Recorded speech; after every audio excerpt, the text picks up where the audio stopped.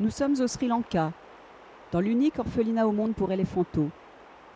61 jeunes de moins de 12 ans sont rassemblés ici, à proximité du Galoya, l'unique grand cours d'eau du sud de l'île. Tous ont été rejetés par le groupe auquel ils appartenaient après le décès de leur mère. Repérés par les brigades du World Wild, les jeunes sont attrapés, puis soignés dans ce havre de paix.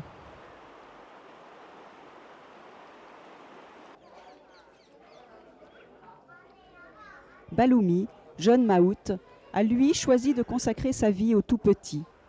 Baignade, promenade, allaitement, il remplace les parents. De temps en temps, c'est vrai, c'est difficile de les faire écouter car ils sont tout petits. Ils ne pensent qu'à jouer. Je dois donc leur parler, les reprendre comme des enfants.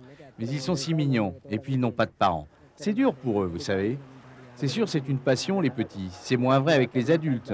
Mais avec les petits, c'est une passion. Tous les jours, on rigole. Comme avec des bébés. C'est drôle.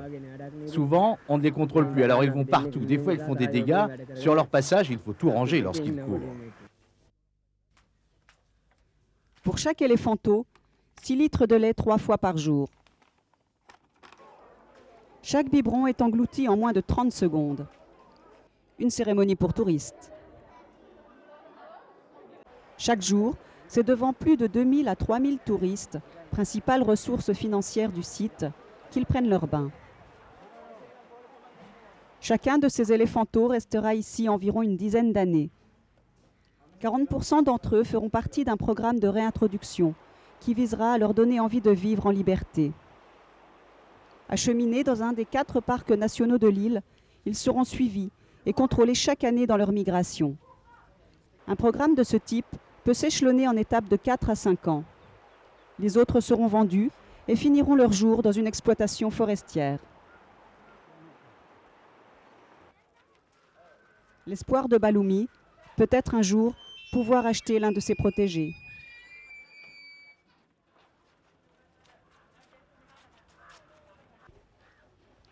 L'argent a donc pris le pas sur la tradition.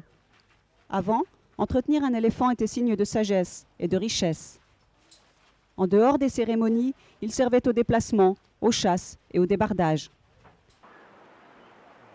Aujourd'hui, le tourisme a pris le relais.